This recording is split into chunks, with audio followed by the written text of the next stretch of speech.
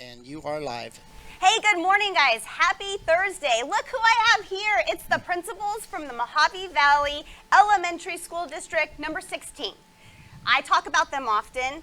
Mohave Valley Junior High, you guys know that I'm in love with the junior high. I was there for many years. This is my Miss Hansen, who I talk about often. The other ones, my kids they started kindergarten at the Joy Lane School. I mean, just never ending. I would love to have you introduce yourselves and what school you guys work for. I'm Mandy Waxler, Fort Mohave Elementary Principal. And I'm Rick Cottrell, principal at Camp Mohave Elementary School. And Charlotte Hansen, principal at the junior high. Let's just be honest, it takes a special person to work in schools with kids. I mean, a lot of good, a lot of bad, a lot of crazy, all the time. Yes. Miss Waxler, I would love to start with you. If you could give us a little bit about what really got you into education and how you became the principal and a little bit about your school. Yeah, so my education really started in middle school for me, where I was heavily involved in sports and rec. So I did a lot of coaching and with summer youth, and so developed those strategies of working with kids and even at a young age. And so just growing up and going through that, being in interscholastic sports and competitive school sports, I grew to love those activities. And really going into school as a teacher, I thought, wow, I can coach. And so that really put me into the teaching field.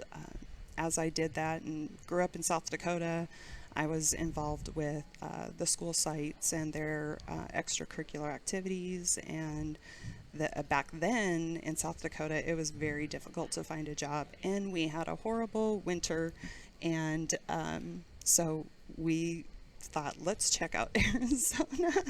And so I've been here 26 years. I've worked at each of the schools, so every school in the district is super important to me, and yeah. That's wonderful.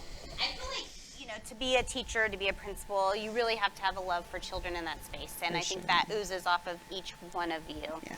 Tell us a little bit about the school that you're working at currently and really what's going on. You guys have a lot going on back to school. We do. We keep busy. We're super excited. We have a small group of teachers. We had a lot of returning teachers. So that's super great for that consistency and sustainability. But we have an exciting new group of teachers coming in that are ready to go. Rooms are set. Our school, we really focused on engagement, not only with the teachers, but with the students as well. And so we are super proud of our programming last year, not only our academics, but our extracurricular activities. So we were super fortunate to have a lot of participation with our Arizona State Tax Credit funds. So we had community members donating tax credit, and we were able to have a lot of different sports, art activities. We had STEM classes. We have We might have a few pictures, Jeff. Will you pull up Miss Waxler's pictures? You could keep talking, but he'll show the pictures through. So many fun things. And that's another thing. We've had our community members. We've had Mohave County Sheriff. We've had our local hospitals, our local EMTs. They've all reached out to Fort Mohave Elementary to come and engage with the students, show their roles in our community, but have friendly faces attached to those programs.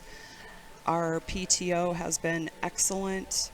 They are super enthusiastic, providing activities for our students that go beyond the curriculum.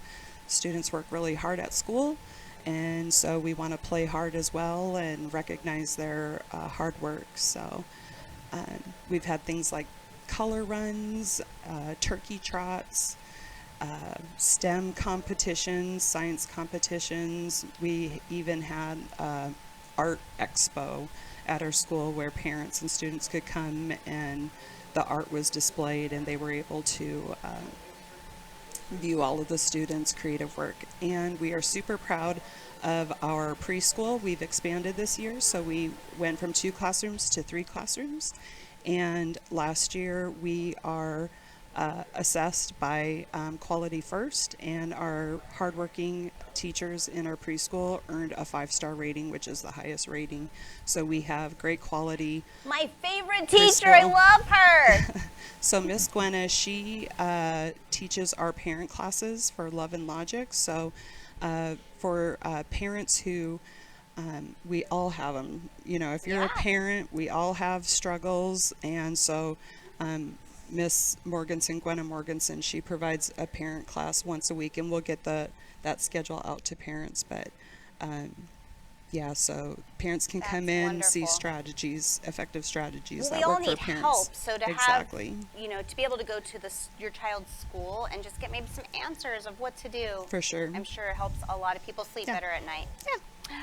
Rick, let's go to you. All right. Well, my journey took me through South Dakota, and we came down at the same year, so didn't know each other or anything like that. But yes, I will attest that the weather there in South Dakota was not always that pleasant during the wintertime. Right. My why, how I got into, wasn't so much coaching or anything like that. It came down to a teacher I had in 8th grade, and I wasn't doing well. I was struggling with doing my work, struggling with why am I here, what does school mean, and life in general just wasn't important to me. And he just sat me down and said, you know, I believe in you. I'm not giving you the easy way out. I'm challenging you to do better. And by doing that, I didn't know it at the time, but that kind of shifted my focus into wanting to be more in a service industry where I am giving back and trying to help people. And so that's kind of where my why came from. And it didn't really click with me until I got into college and actually started working with kids and seeing the growth and the great things that they could do just by me being there and being a part of their lives. Wow. Well, and how often do you hear of really one teacher, one special moment that really changes your childhood? So that's cool. Oh, absolutely. I mean, it's amazing. And I mean, not that he would ever see this, but the guy's name is Larry Heitzig. Math teacher. We're finding Larry. So, but I'm sure he's long since retired. But at the same time, the fact that he took the time to sit me down and talk to me, that was huge. And knowing that one person can be that change just made me want to do more and be more. I love it. Tell us a little bit about what school you're currently working for, which you already told us which one you are, but and really what do you have going on there? All right. Well, Camp Mohave, I mean, we're building back into our community roots. That the school is in the middle of a neighborhood, and it was always a neighborhood block school, and kind of with school closures and grade banding and everything else that happened over the last 10 years, we kind of lost that feel a little bit. So what we wanted to do is start building back out to our community, starting our student council, started volunteering. They're doing booths at Cornfest. They're helping out. They're doing community service. They're writing letters to our soldiers. So we really started with our leadership, our student leadership, got them being a part of everything, being a part of the community. And then we started looking at our activities and how can we do more to bring our community in. Yeah. Trunk or treats, theme-based literacy nights. We had an escape room this year as one of our literacy nights. This picture that's up now, that is actually Long Gone Escapes, brought a portable escape room in, set it up so the kids would go into the classrooms, do the grade level escape rooms, and they're sitting solving puzzles, and as they did that, they get their next clue and move through each room until they got escaped. And so that was really awesome. Long Gone Escapes, like I said, did great things for us. This is some of our volunteers, student leadership at Cornfest. And again, we're trying to become more a part of that community that we kind of pulled back from when grade banding and school closures and everything that kind of made it a little more disjointed. So it's been really awesome to bring that back together, bring a little fun into the classroom with spirit weeks and stuff so that the kids don't see it school is just only learning. It's so much more than learning. It's yes, that's so important, but we also need to make them feel a part of a community, and so that's kind of what we did. This that popped up is something just to the district has some core values, and some of the stuff that the district discusses is all students can learn. And we want to have high expectations for every student, every staff member, everybody. And then we want to collaborate, and we want to look to the future with innovation. And so we created some non-negotiables just to put us on that page and remind us each day of what we're trying to do. I love that. Well, in the whole district, so it's something that you guys are all mindful of. You're all Absolutely. working for the same thing. As they go from kindergarten all the way up to 8th grade, they find those same non-negotiable traits.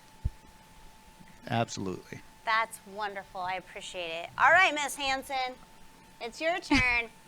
I love Miss Hansen's why.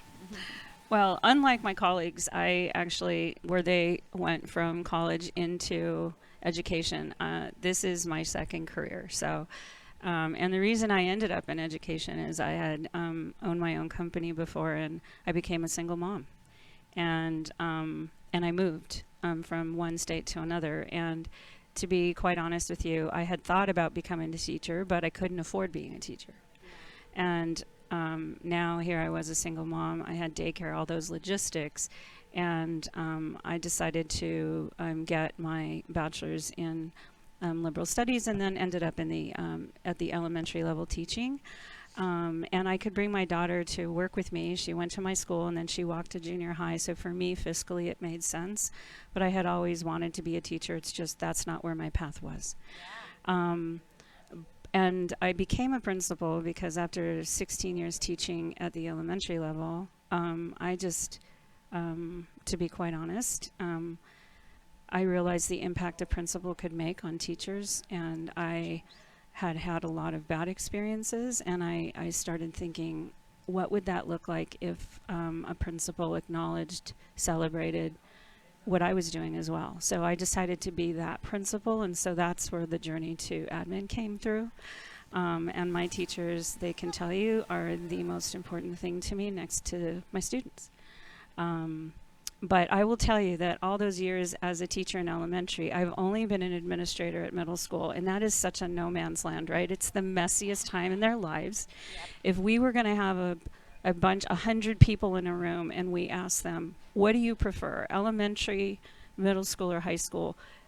Maybe 3 might say the best time of my schooling experience was middle school because they are so tortured and so messy, and we just love them. And we're all of my teachers and my support staff, we know how middle schoolers think, and we're prepared to head that challenge. And it is a safe place for them to be, and we love them. So much has happened at your school since my kids have been there, which I feel like I was there with you for many of years with 4 teenagers.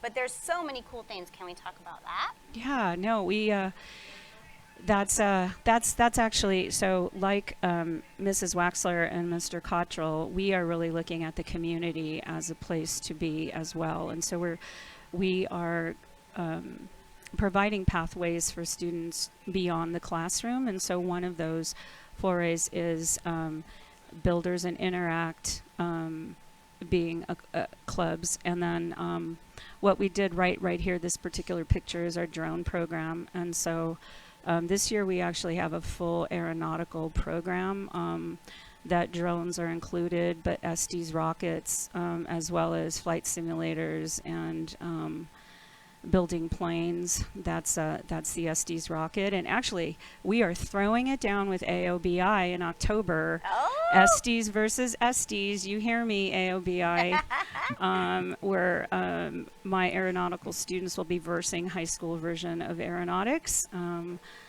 That is our innovation lab. So that particular space that you see there used to be the library. And, you know, it was controversial, right? Because libraries are near and dear to, especially educators, their hearts. And so to create a space that used to be a library into basically, we call it an innovation lab because a lot happens there, including engineering, 3D printing. I mean, we've got all kinds of offerings for students that will prepare them for their future and be able to compete. You know, we are a rural area, and we produce amazing students that go on to college and to trade schools. And so that's just preparing them for that. We offer full sports. We have beautiful facilities. We have a new gym floor, a beautiful wood gym floor. Pretty. So we have strong academics with rigor. We offer full sports and some really interesting electives as well. And this year we're adding film and broadcasting. Right. So this is we're coming back here. And that is actually a former student of ours. And so he came back from NAU, and he majored in that film. And so he's going to be launching our film and broadcasting. And so we're going to be, so we just, Jeff, we got all the right equipment, I think, for that. So we're excited about the offerings. Awesome. So as a district, we are just, expressing that we are reaching out to community more, as Rick eloquently stated. All of us are offering some really robust programs for our students, and then just to prepare them for the high school, because we're K-8. Yep. So, and we just bless them as they move on to high school and hope that they do a great job with them, because we have them prepared for high school. Yes. Well, as a parent who has had kids gone through each school that you guys are at, I can say it's really cool to watch the superintendent, the main office, everyone really have this same drive that you guys have as principals and as teachers. I'm nosy, as you guys know, and so I'm very involved. Every school, they know my name, more so because I like to be in the know and I like to help. And each age group has such a different strength and weakness that you guys have to deal with. And I've personally watched you guys over the years, getting goosebumps, really be able to manage and tackle kids and issues and, good things and bad things. So I applaud you guys. I support you guys. You know that I love you guys. Sometimes I just drop in because I just want to say hello and I need a hug. But I cannot be more excited. You guys have Meet the Teachers all today, each school, correct? That is correct. Yeah. Yes. If you want to get involved, or if you're looking to, for donations or anything like that, these schools do things all the time. And the one thing that I really hear a lot when I talk with anyone from the schools is that learning is looked at a little differently, in that it's not one way for every student. And personally, for me to watch I had 4 children who went through these schools, and to watch them each get what they needed at different times, different spaces of their life. A lot of times I was going to Miss Hansen, like, please help me. And there wasn't one moment where she was like, Christy, get out, I don't have time for you. It was always like, yeah, let's talk it out and let's figure it out. So I, again, applaud you guys. I love you guys. You are amazing. Good luck on your teacher night tonight. That's super exciting. And if your kids are not in these schools, they should be. And if you have questions or concerns, these people are very easy to get a hold of. I appreciate you guys for coming to the show today. Thank you. Thank you to you and Jeff. Yes. Thank you for being on. All right, guys. Well, that's all we have for you today. Thank you for showing up. Shop local, support local, and have a great day.